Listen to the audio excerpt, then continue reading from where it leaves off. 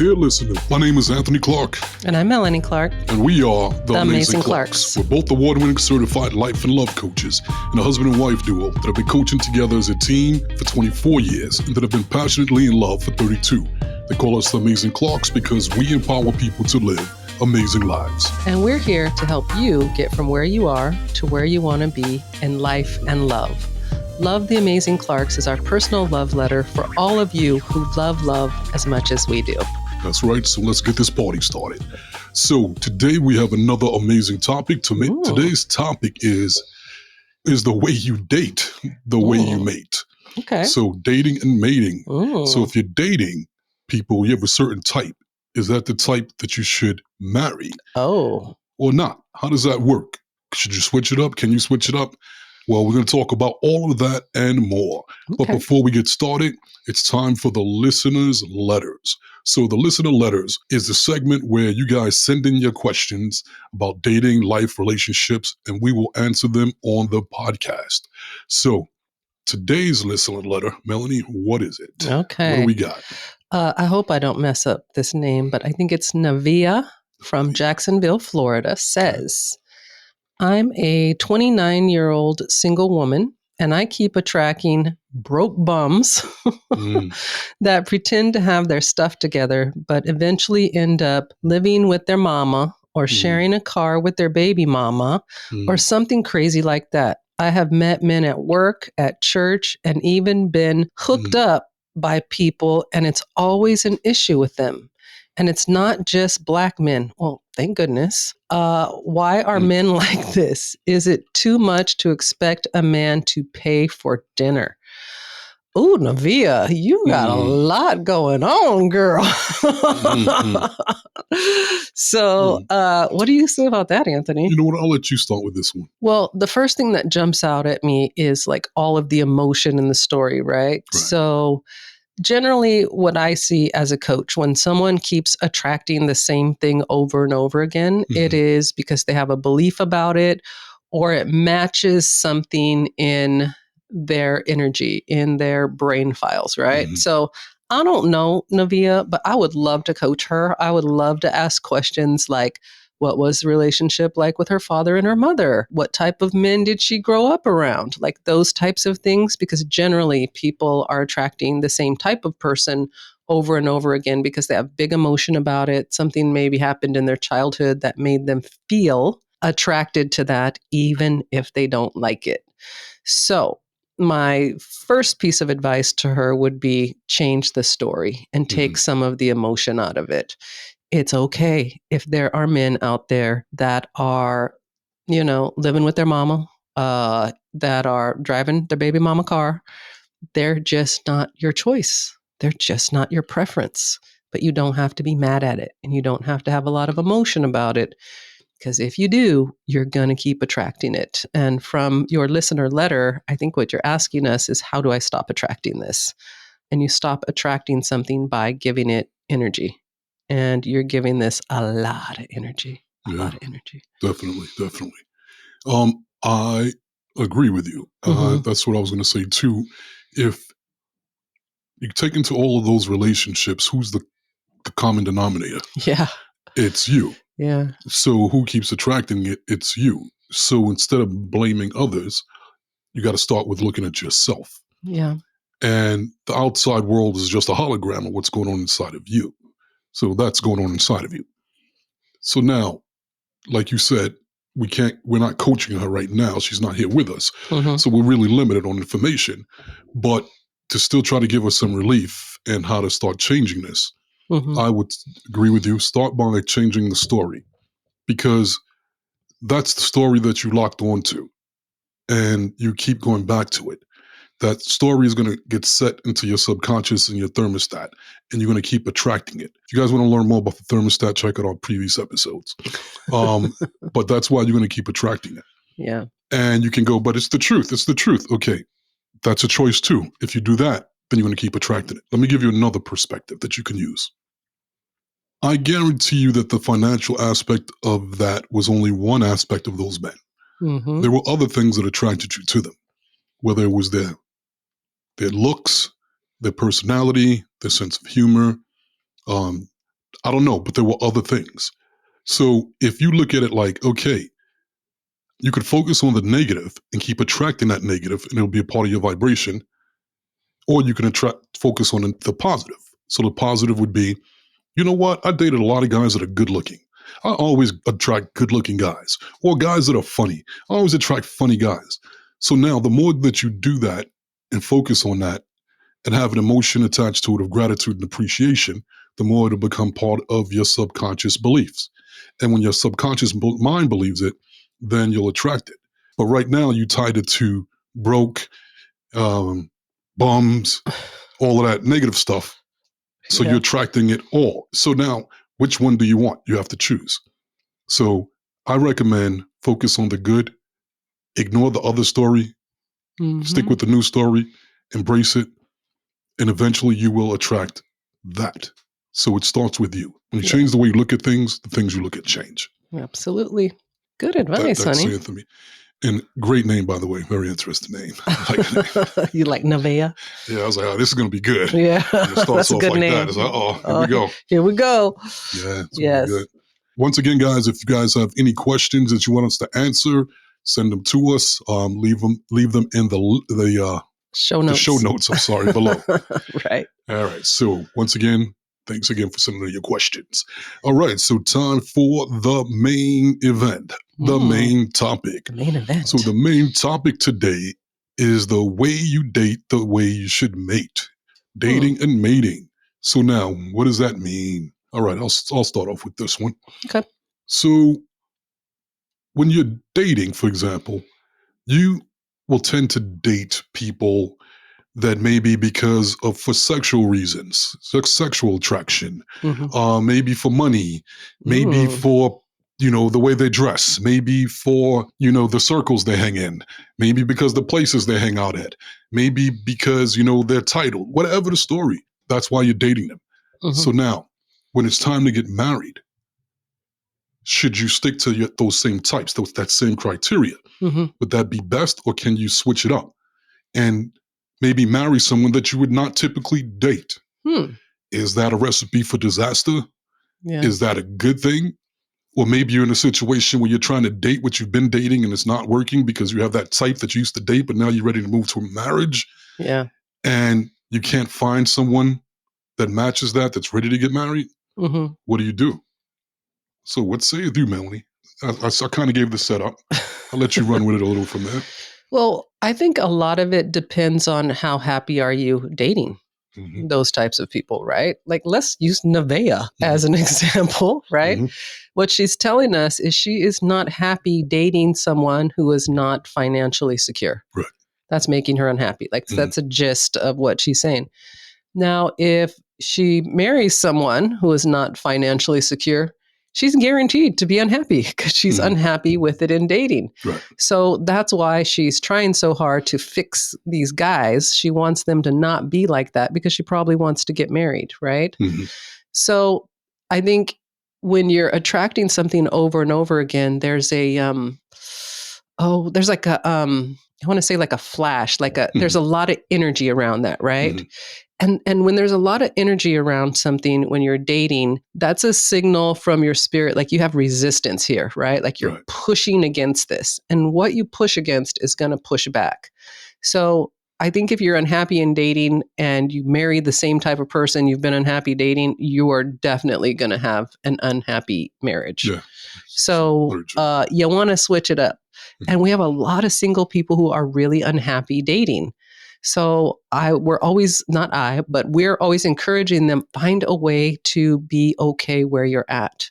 Because if you don't, you'll just drag that into your marriage. That same issue will come into your marriage, right? And there are so many things that can create happiness in a relationship. And what people tend to do in dating is focus on the stuff they don't like, and then they drag that into the marriage somehow. Energetically, it shows up in the marriage. Yeah, very, very true.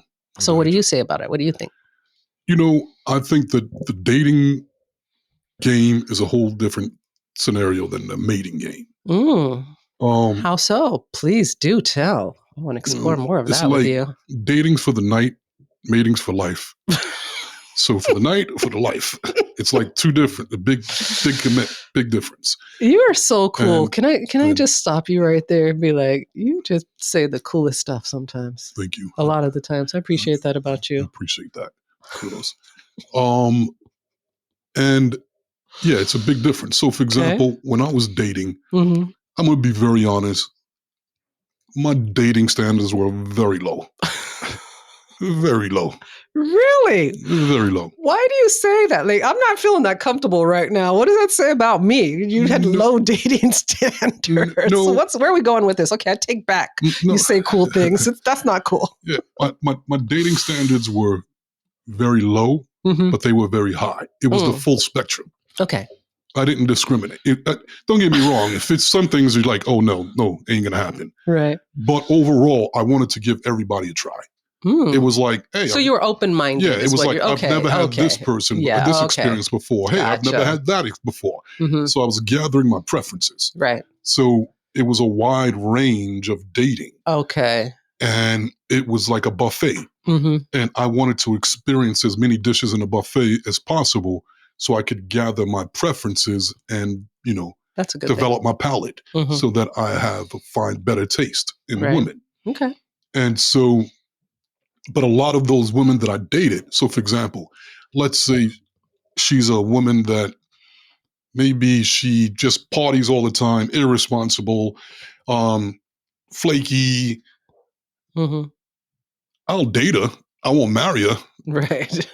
She doesn't, for dating good, but marry not. So a lot of those standards that I have for dating, when it came to mating, it was like the standards immediately went really, really, really high.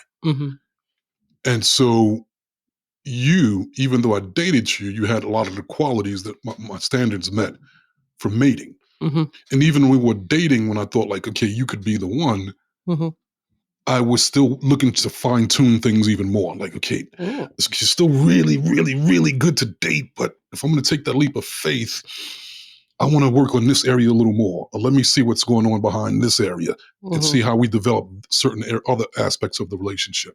Right. And at that point, once that was developed more, it was like, okay, this is a safe, good investment that I really like, and I'm willing to jump completely in and let it all ride.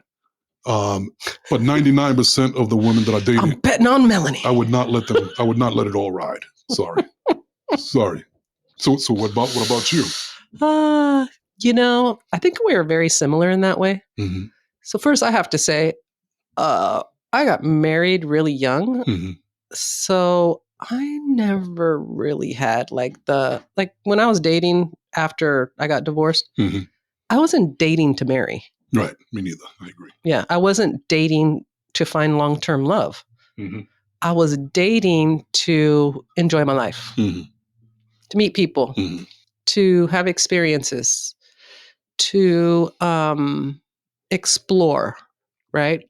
And so I had a different agenda when it came to dating. So I allowed myself to date all kinds of men. And I just found the game of dating fascinating.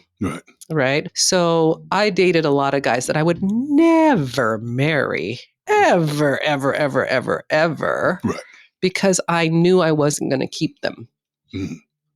So I think you and I may have a different perspective when it comes to that because we did marry so young.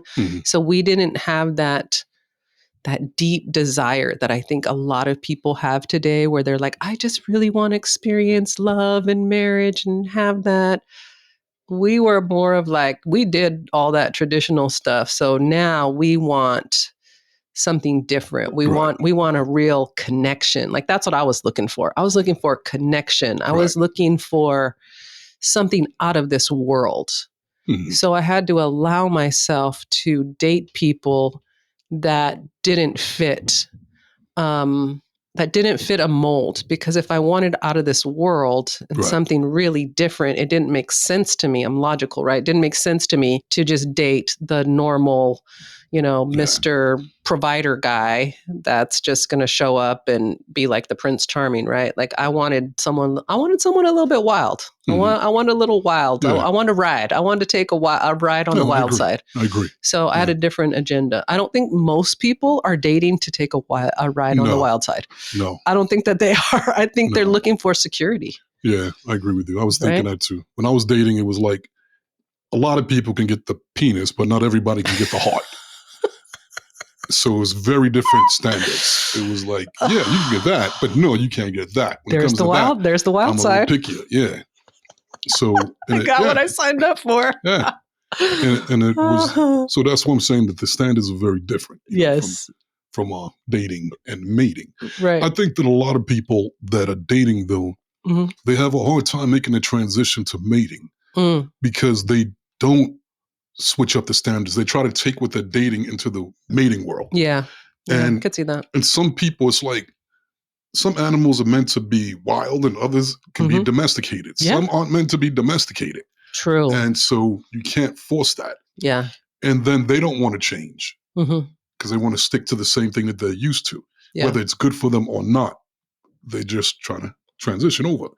And I think that the dating process should also be a growth process.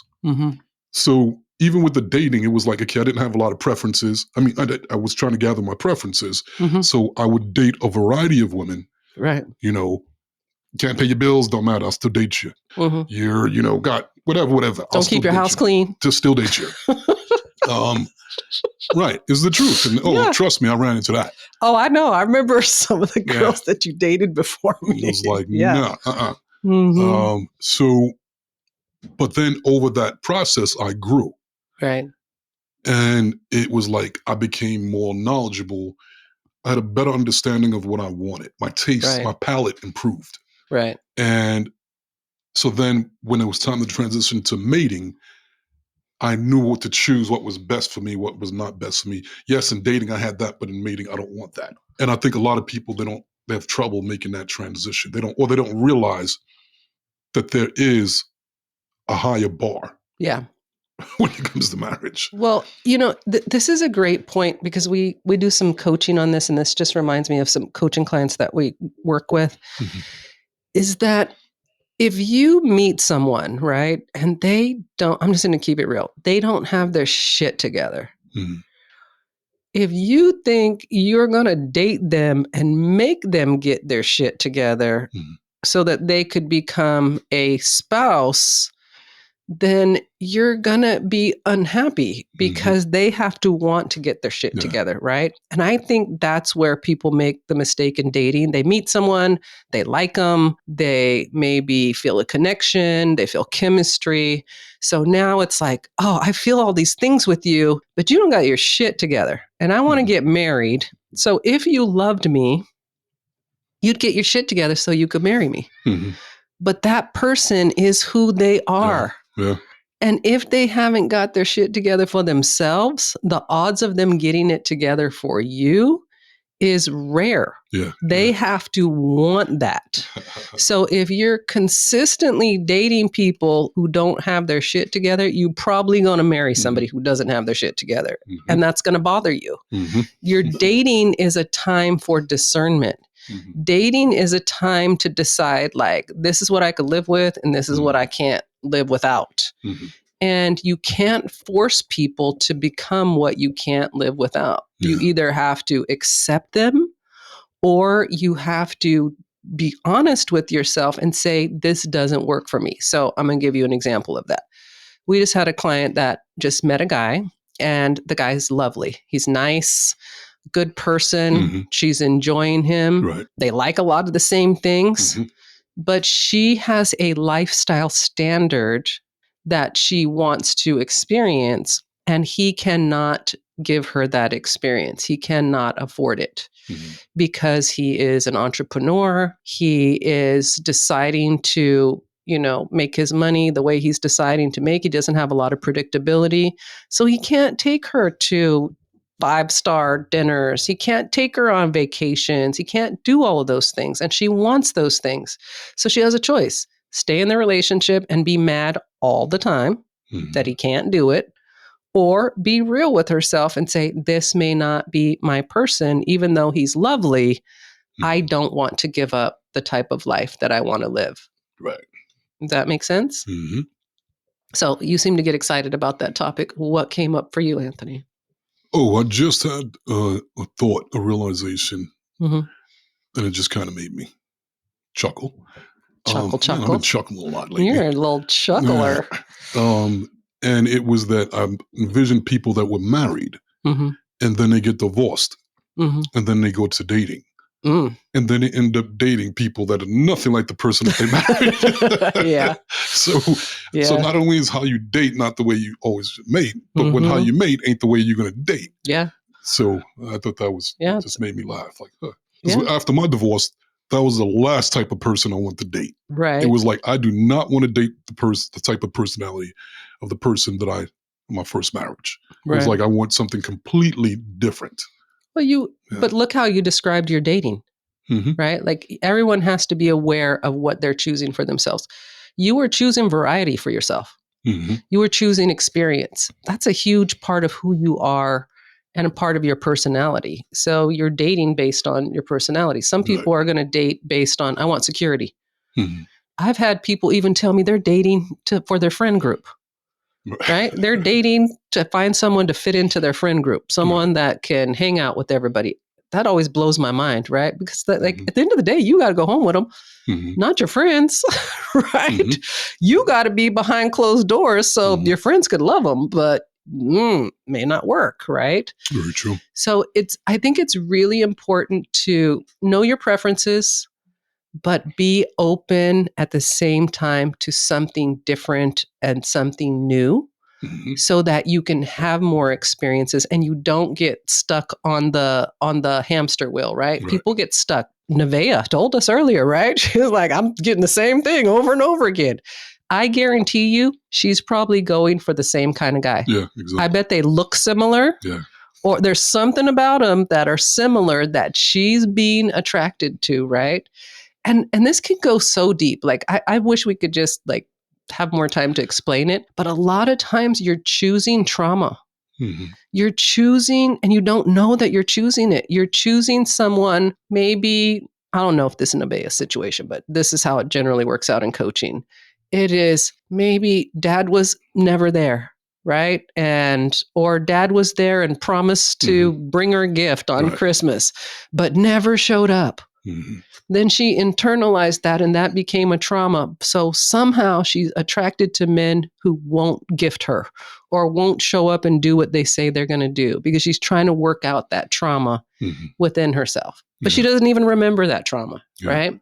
I hope when Nevaeh hears this podcast, she reaches out to us and asks for some coaching. Yeah, we'd love to do that. We'd love to coach you, Nevaeh. Yeah. But that's generally what happens when we're coaching, right? It's like investigating, right? Right. We're investigating your brain files to see like what is making you choose that. Yeah. Why are you choosing that? And we could dig even deeper, and I wouldn't be surprised. I've seen it before, where if we coach her and we looked at her situation, she might be broke. Living at home. Yeah. And then those guys that she was dating, they're probably like, man, why do I keep attracting broke chicks to live at home with the parents? Man, why do I keep... want me to pay for everything. Yeah, so it's a mirror, so in a lot of cases. Yeah, in some way. Yeah. Absolutely. So I think people definitely date the way that they mate most of the time. Yeah. Unless they get really hurt or burned really bad, and then they switch it up. And it sounds like that's kind of what you did, Anthony, right? You got burned pretty bad, so you just switched it up. You're like, I'm going the complete opposite of what I was doing before, and that worked for you. Right. I realized after my marriage and I started dating that I was a dummy. I was a dating dummy because I didn't have enough experience. Okay. And that's why I made the bad choice that I made in the first place, EIP. But you got to be real with yourself. Yeah. I knew that there was lots of room for growth. Yeah. And I was determined to get that growth. And I did. I got the growth. Yeah. Well, I just, I want to say this. At the end of the day, we're all doing the best that we can. And when it comes to dating and mating, like we have to keep remembering that we're going to trigger each other. We're going to hurt each other's feelings. We're going to be a mirror of trauma. We're going to be a mirror of growth. We're going to be a mirror of love. We're going to be so many things to each other. And it's not just one thing that makes a relationship great. is not just one thing that tears a relationship apart. It's multiple things. So by trying new things, meeting new people, being open to new ideas, new perspectives, you're more likely to have success. Yeah. But I really want to encourage our individuals that there's nothing wrong with you. Mhm. You are just living in a time where you actually have more choice than you've ever had. And sometimes when you have more choice than you've ever had, it's hard to make a choice. Yeah. And that's happening for men and for women. I agree. And y'all got to stop beating yourself up about it. Try it. It works. Great. Doesn't work. Keep it moving. But don't hold on to the pain of it didn't work out and something's wrong with me and something's wrong with you and I got to beat you up and you got to beat me up. How about that wasn't a match, but it was fun. That's right. I learned what I like and what I don't like. And now I can keep it moving. That's right. And if a lot of you daters, if you need help with your dating and trying to, if your picker's broken, then check out our love report cards on our website. Go to theamazingclocks.com and check out the love report card. That'll kind of give you some guidance. Yes. Yes. So good resource, Anthony. Yeah, no problem. So that was a good episode. Yeah. So I want to thank all of you for hanging out with us. We really, really love and appreciate you. That's right, guys. And if you guys haven't had a chance yet to get a copy of our book, Crack the Code, Secrets to Achieving Your Happily Ever After, make sure you pick up your copy today, available at Amazon.com. And if you're interested in coaching with the Amazing Clocks to get that picker fixed, then check out the amazingclocks.com, reach out to us, and we will put you on our schedule. You can coach with us via Zoom, no matter where you live around the globe. You can coach with us by phone. Or if you're in the Charlotte, North Carolina area, you can even coach with us in person. But either way, you're still going to get the results that you need. And last but not least, if you guys are interested in becoming a life coach, or you just want to learn some skills to life coach yourself or the people around you, check out our life coach training and certification course at the Law of Attraction lifecoachacademy.com. Yes. And be sure to connect with us on Instagram, TikTok, YouTube at The Amazing Clarks. There you go. So there you go, people. We gave it to you. Now what you going to do with it? And remember, to go there, you got to grow there. Love the Amazing Clarks. See you next time. See you next time.